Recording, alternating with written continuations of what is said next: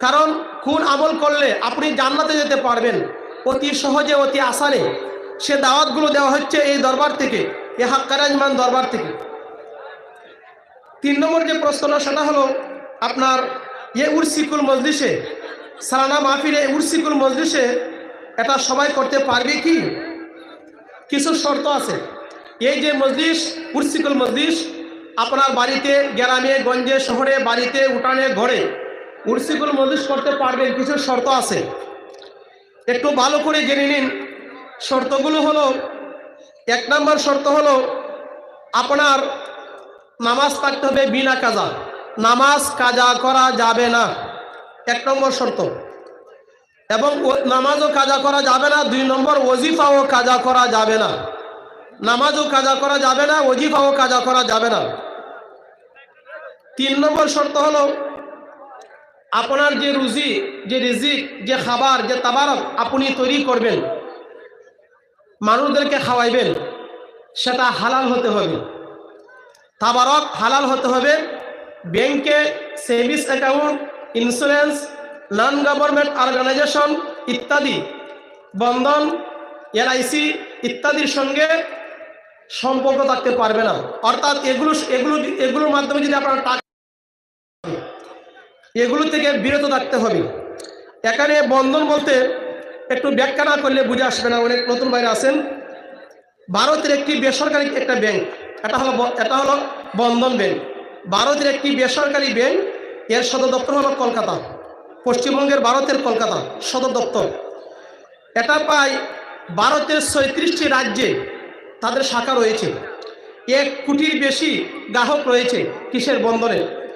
এবং এই যে বন্ধনটা, সেটা হলো আপনার এতে রয়েছে আপনার কর্মচারী প্রায় 37,03,310 জন প্রায় কর্মচারী আছে। এত বিশাল একটি ব্যাংক। এবং সেটা আপনার আগস্টের 23 তারিখ 2015 এটা সূচনা হয়েছে, বন্ধন ব্যাংক। এই ব্যাংকে আপনি যদি টাকা রাখেন, আপনার বাড়ি তৈরি করার জন্য লোন, বাড়ি তৈরি করার জন্য লোন, রেন্ট, বিবাহের জন্য লোন নেওয়ার ক্ষেত্রে সুদের পরিমাণ হলো 12%। 12%। এই ব্যাংকে টাকা রাখলে, বন্ধন ব্যাংকে টাকা রাখলে সুদ আসে এবং তারা সুদ দিয়ে থাকে। এই জন্য যদি আপনি সুদের সঙ্গে জড়িত থাকেন, সুদী ব্যাংকের টাকা থাকে, তাহলে আপনি এ ধরনের মজলিস আপনি করতে পারবেন না এবং এই ধরনের মজলিসে, উরসিকুল মজলিসে শরীক হতে পারবেন না। শর্ত হলো শরীক হতে পারবেন, আপনার টাকা থাকতে হবে হালাল, হালাল টাকা থাকতে হবে। সুফি আজম গাছী রহমতুল্লাহ আলাইহি 1870 সালে হাক্কারাজমান প্রতিষ্ঠা করে তিনি যে মেসেজটা দিচ্ছেন, সারা তিনি কি করেছেন? সুদের বিরুদ্ধে তিনি জিহাদ ঘোষণা করেছেন। 1। 2 নম্বর হলো আপনার ফিক্সড ডিপোজিট। ফিক্সড ডিপোজিট যেটা, এটা সুদের হার হলো প্রায় 8% সুদের হার। সেভিংস অ্যাকাউন্টে টাকা রাখলে সুদ আসে, সেভিংস অ্যাকাউন্টে টাকা রাখা যাবে না, সুদ আসে। আরেকটি হলো এলআইসি। এলআইসিটি কি? এলআইসি বলতে life insurance corporation of India, life insurance corporation of India, এটা হলো এলআইসি। ব্যাখ্যা বলার জন্য বলেছেন, দরবার থেকে হুকুম হয়েছে। দেখেন, ভারতীয় জীবন বীমা এবং বিনিয়োগকারী সংস্থা, সবচাইতে বড় ভারতীয় জীবন বীমা এবং বিনিয়োগকারী একটা সংস্থা হলো এই LIC, life insurance corporation of India. এবং সেটা আপনার 18 জুন 1956 সালে এটা স্বীকৃতি দেওয়া হয়েছে ভারতীয় সরকার, এটা সরকারি। 18 জুন 1956 সালে। এবং আপনার এটা যে সদর দপ্তর, সেটা হলো মুম্বাই সদর দপ্তর। এইগুলো যদি আপনারা যদি এলআইসির সঙ্গে যদি আপনি জড়িত থাকেন, ব্যাংকে টাকা থাকে, আপনি উরসিকুল মজলিস করতে পারবেন না এবং শরীক হতে পারবেন না। জমি বন্ধক যদি থাকে, যদি লোন এনে থাকেন, জমি বন্ধক থাকে, বন্ধকীয় জমি যেটার মধ্যে সুদ আসে, সেটা করলে শরীক হতে পারবেন না। এমনিভাবে আপনার savings account, fixed deposit, LIC, Bandhan, যেগুলো সুদের সঙ্গে জড়িত, যেগুলো ব্যাংকে সুদ দেয়, ওই সুদের সঙ্গে জড়িত থাকলে আপনার উরসিকুল মজলিস করতে পারবেন না এবং শরীক হতে পারবেন না। এখন এই টাকা কি করবেন? এই যে সুদের টাকা, এই টাকা কাকে দিবেন? এই টাকা কোথায় আপনি দিবেন? কাকে দিবেন? কে উপযুক্ত? এটা পরে বলছি। এই যে সুদ, হাক্কানি দরবারে সবচেয়ে বেশি গুরুত্ব দেওয়া হয় সুদের ব্যাপারে, যে সুদ খাওয়া যাবে না, এটা আল্লাহ হারাম করেছেন। হাক্কানি আঞ্জুমান কোন কথা বলে? অনেকে বলে যে হাক্কানি আঞ্জুমান তারা আবার নতুন একটি আপনার পীরের সিলসিলা তারা কায়েম করেছে। অনেকে না বুঝে অনেক কথা বলে থাকে। না, এখানে যে আমলগুলো করা হবে এগুলো নতুন কোনো বিষয় নয়। যেগুলো কোরআনে আছে, হাদিস আছে, সুফি আজম গাছি রহমতুল্লাহ আলাই সেগুলো আমাদেরকে বলে দিয়েছেন, এবং এই বার্তাগুলো এখান থেকে সারা পৃথিবীর মানুষের কাছে পৌঁছে দেওয়া হবে, যেগুলো কোরআনে আছে, হাদিসে আছে। আল্লাহ সুদ হারাম করেছেন। হাক্কানি আঞ্জুমান দরবারও বলে যে সুদ হারাম, সুদ খাওয়া যাবে না। সূরা বাকারা 275 নম্বর আয়াত আল্লাহ তাআলা বলেছেন, ওয়াহাল্লাল্লাহুল বাইয়া ওয়া হাররামার রিবা। আল্লাহ তাআলা ব্যবসাকে করেছেন হালাল আর সুদকে করেছেন হারাম। ব্যবসা হালাল আর সুদ হারাম। আল্লাহ পাক রব্বুল আলামিন সূরা বাকারা 278 নম্বর আয়াত, সূরা বাকারা 279 নম্বর আয়াত আল্লাহ তাআলা বলেন, ইয়া আইয়ুহাল্লাযীনা আমানুত্তাকুল্লাহ ওয়া যারু মা বাকিয়া মিনার রিবা ইন কুনতুম মুমিনিন। হে ঈমানদারগণ, তোমরা আল্লাহকে ভয় করো। হে ঈমানদারগণ, তোমরা আল্লাহকে ভয় করো যদি মুমিন হয়ে থাকো।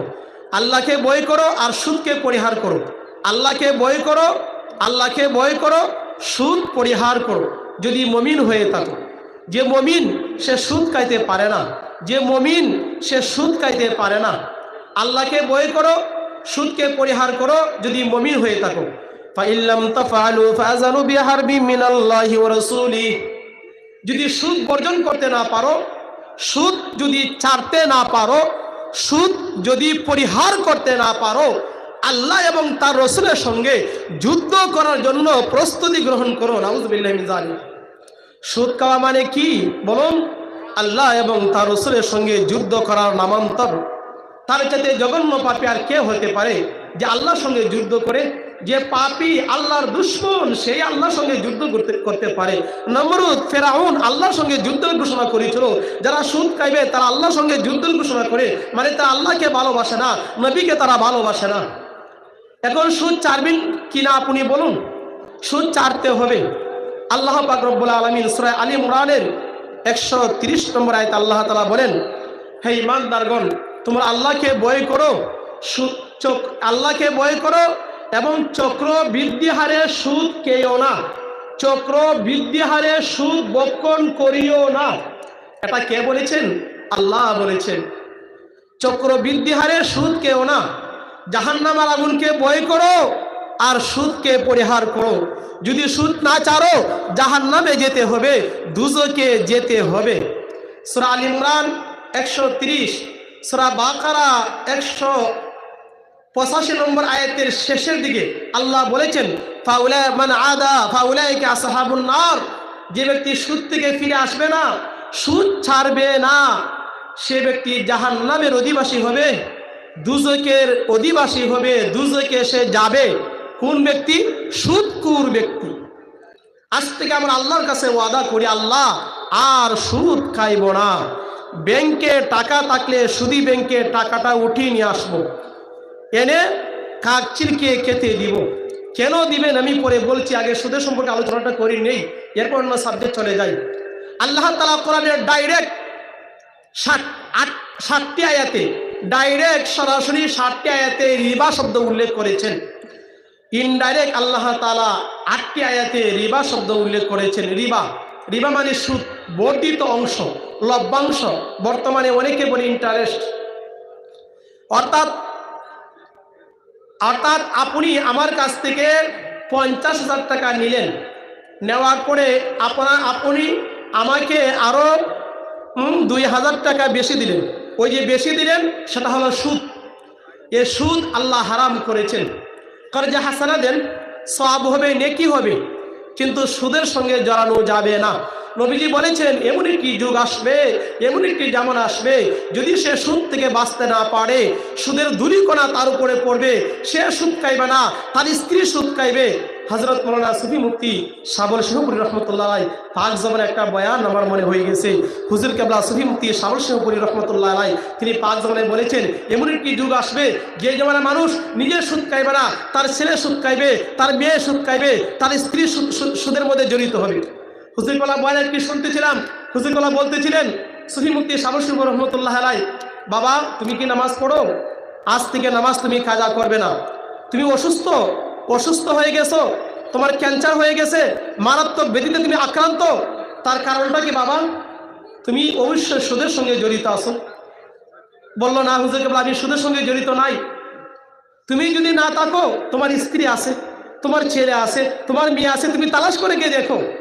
তখন শাবল সিংহ রহমতুল্লাহ কথা অনুযায়ী পীর ভাই তালাশ করে গিয়ে দেখলেন তার স্ত্রীর কি আছে, বন্ধন ব্যাংকে তার সুদ আছে। আর বন্ধন ব্যাংকে শুধু মহিলারা যা, মহিলাদেরকে সুদ দেওয়া হোক। তাহলে দেখেন এ সুদ যারা খাবে, বক্ষণ করবে, কঠিন কঠিন বেমার হবে, অসুখ হবে, রোগ হবে, কোনো ডাক্তার চিকিৎসা করলে সুফল পাওয়া যাবে না এ সুদ বক্ষণ করলে। সুদ দাতা গ্রহীতা লেখক সাক্ষ্য কিলা নবীজি বলেছেন ওয়াকালাহুম সাওয়াউন, তারা হলেন সমান অপরাধী। মুসলিম শরীফের হাদিস। সুদ দাতা গ্রহীতা লেখক এবং সাক্ষ্য এই চারজন তারা সমান অপরাধী। মেশকা শরীফ মূল কিতাব প্রথম খণ্ড 245 নম্বর পৃষ্ঠা হযরত আবু হুরায়রা রাদিয়াল্লাহু, আমি সংক্ষেপে বলছি যেহেতু সময় একবারে কম, আবু হুরায়রা রাদিয়াল্লাহু তাআলা আনহু থেকে হাদিস উল্লেখ রয়েছে। নবীজি বলেছেন আর রিবা 70 বাবান আদনাহা কাল্লাযী আকাওয়ালাকা উম্মিহি। হাদিসের মধ্যে উল্লেখ রয়েছে, নবীজি বলেছেন সুদের মধ্যে 70 প্রকার গুনাহ রয়েছে, পাপ রয়েছে। যে ব্যক্তি 1 দিরহাম পরিমাণ সুদ বক্ষণ করবে, 1 দিরহাম পরিমাণ সুদ খাবে, বক্ষণ করবে, সে যেন তার আপন মায়ের সঙ্গে 36 বার জিনা কাজে লিপ্ত হলো। নাউযুবিল্লাহি মিন যালিক। আপন মায়ের সাথে ব্যভিচারে লিপ্ত হওয়া।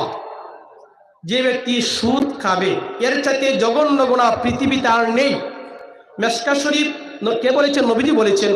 মেশকা শরীফ মূল কিতাব প্রথম খণ্ড 245 থেকে 246 নম্বর পৃষ্ঠা হাদিসটি উল্লেখ রয়েছে।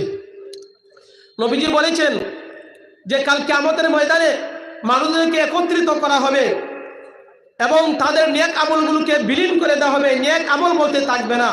সাহাবায়ে কেরাম আরজ করলেন, ইয়া রাসূলুল্লাহ, ইয়া হাবিবাল্লাহ, তাদের আমলগুলো নিঃশেষ কেন হয়ে যাবে? তাদের আমল বলতে কেন থাকবে না, নেক বলতে কেন থাকবে না, তার কারণটা কি? তখন নবীজি বললেন এমন একটি যুগ আসবে যে জমানায় মানুষ নামাজ পড়তো, রোজা রাখতো, হজ করতো, যাকাত দিত, পর্দা পালন করতো, সব কিছু করতো, কিন্তু যখন তাদের সামনে যখন মাল আসতো, টাকা পয়সা আসতো, খাদ্য যখন আসতো, কোনটি হালাল কোনটি হারাম যাচাই বাছাই করতো না, যাচাই বাছাই করতো না, হালাল হারাম যাচাই বাছাই করতো না। যার কারণে বলতে তাদের থাকবে না। কারণ নবীজি বলেছেন আল হালালু আন নু'মান ইবনে বাশির রাদিয়াল্লাহু তাআলা আনহু قال قال رسول الله صلى الله عليه وسلم الحلال بين والحرام بين وبينهما متشابهات لا يعلمهن كثير من الناس فمن اتقى من الشبهات استبرأ دينه وعرضه ومن وقع في الشبهات وقع في الحرام। অনেক লম্বা হাদিস। নবীজি বলেছেন কোন কিতাব? বুখারী শরীফ। বুখারী শরীফ মূল কিতাব প্রথম খণ্ড 13 নম্বর পৃষ্ঠা হযরত নু'মান ইবনে বাশির রাদিয়াল্লাহু তাআলা আনহু থেকে হাদিসটি উল্লেখ রয়েছে। নবীজি বলেছেন আল হালালু বাইনুন ওয়াল হারামু বাইনুন, হালাল এবং হারাম স্পষ্ট। কোনটি হালাল কোনটি হারাম আল্লাহ তাআলা সবিস্তারে কোরআনে আলোকপাত করেছেন, উল্লেখ করেছেন। হালাল স্পষ্ট আছে, হারাম স্পষ্ট আছে।